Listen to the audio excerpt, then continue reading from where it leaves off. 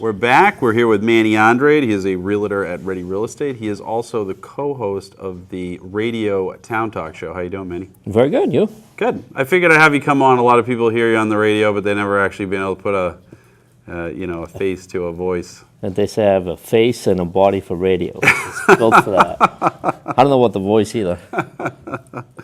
So I figured I'd talk a little bit about the radio to start. Tell us a little bit about your experience as being a co-host, and is it something you enjoy doing? Yeah, it's something that I enjoy going in and sparring with you in many different subjects. It's always nice to get feedback afterwards because we tell people to call, but they're not really calling in. But then you hear back from them like 2 days later, I heard you, and you should have said this. And so I think it's pretty fun to be a little bit out in the public. I haven't gotten any bad feedback yet, but I'm sure it's out there. Well, I know that, not only have you been doing the Town Talk show on Wednesdays, which runs 10 to 11, but you've also been kind of co-hosting a little bit with Teddy Panos, who has defected from Lowell and is now living in Chelmsford. Yeah. So. A lot of Chelmsford issues coming up in that radio show in the mornings, that's for sure.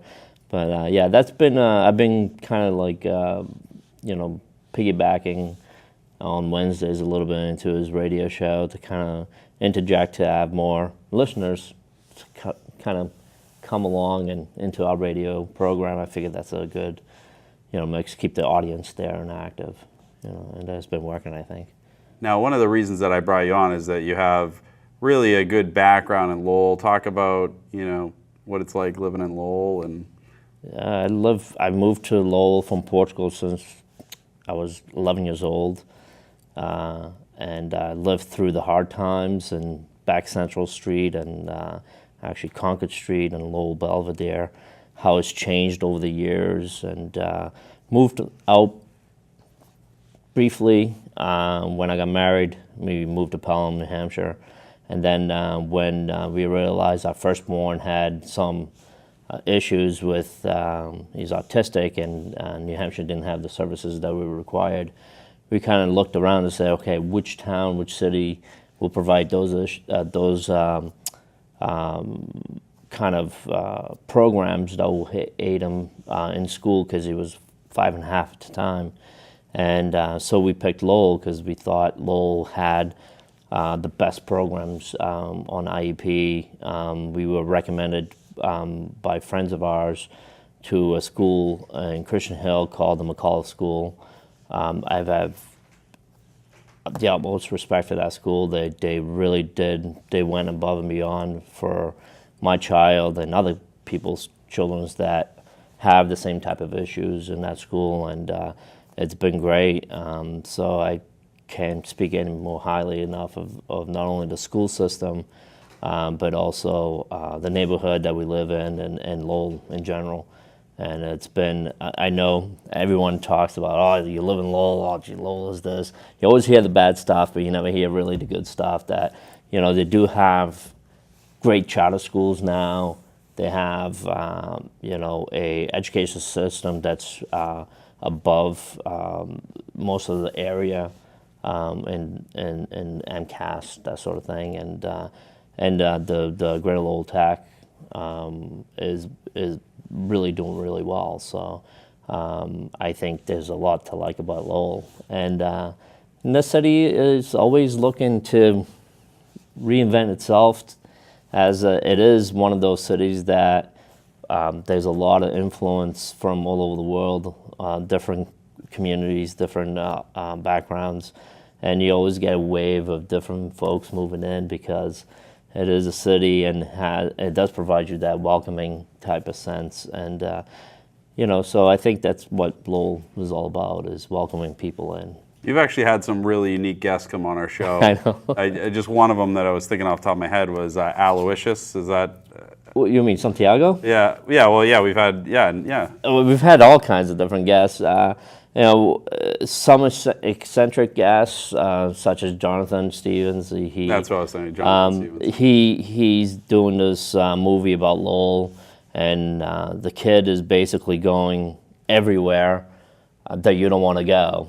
And speaking with everyone, regardless if it's the bum on the street, the people in the hood, to the mayors, to people at the university. He goes around, so he's trying to get this project.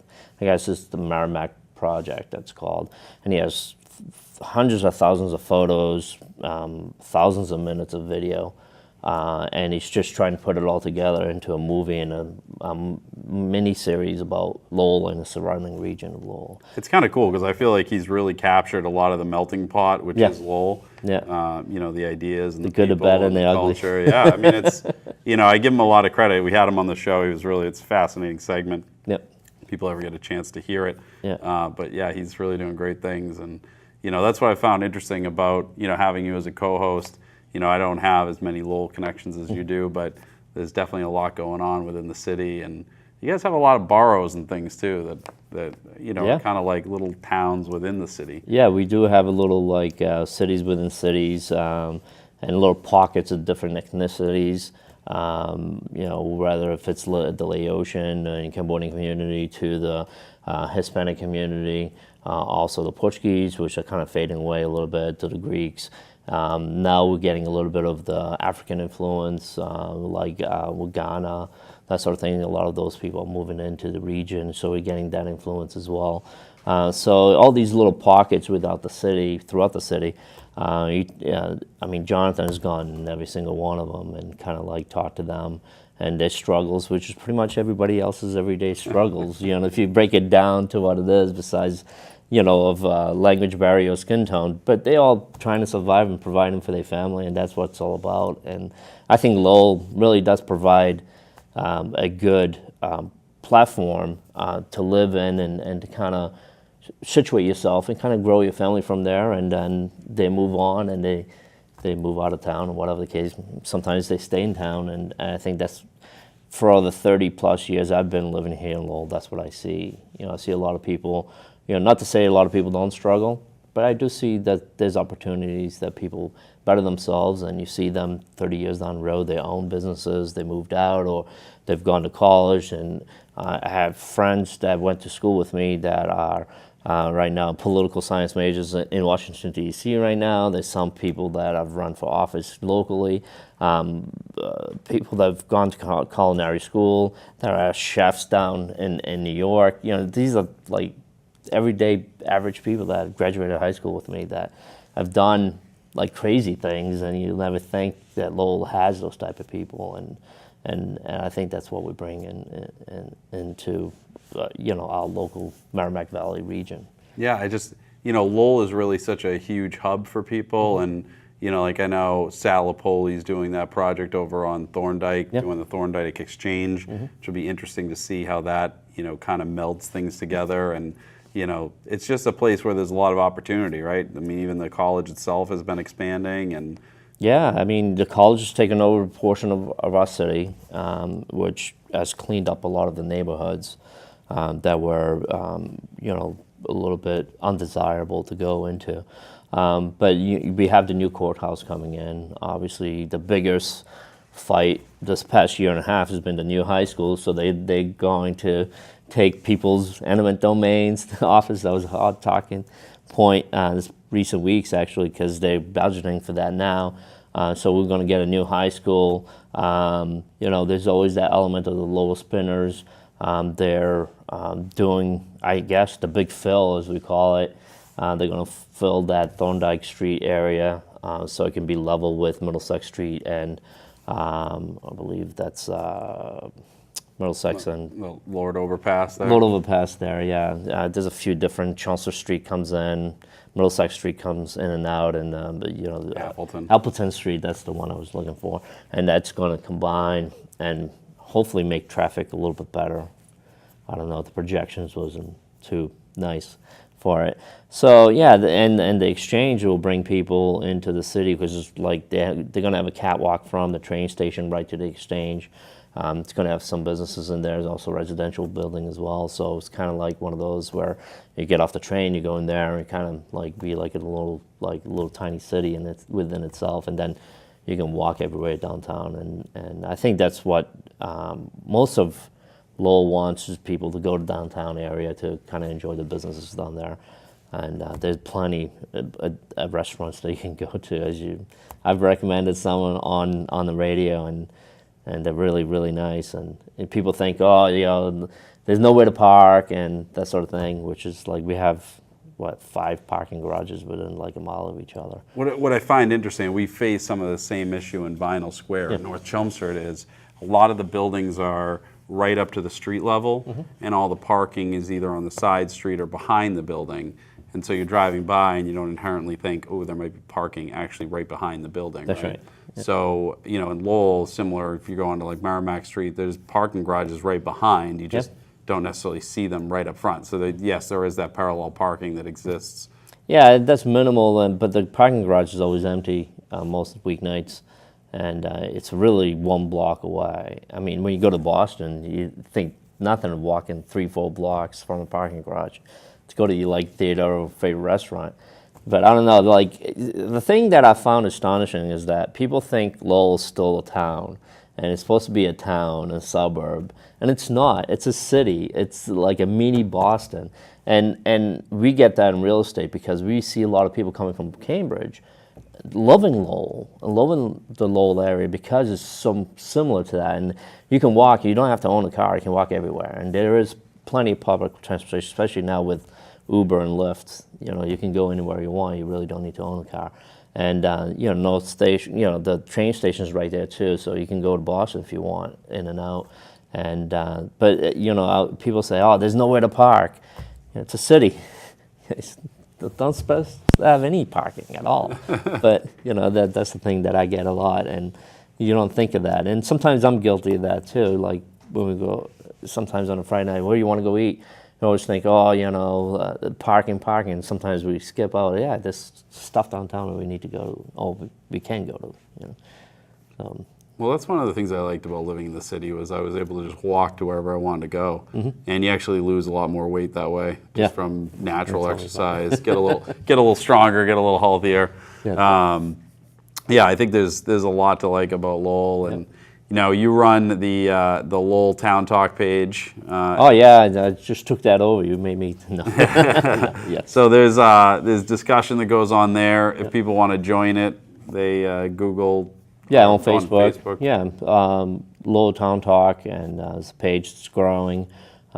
We try to post things that's going on in Lowell and around surrounding areas, but it'll be concentrated more about what is in Lowell, regardless if it's like something about the new high school events that's happening, maybe possibly losing the spinners, because that's going to be an issue down the road. I can see it already, similar to what the Lock Monsters we used to have, or the Devils as well.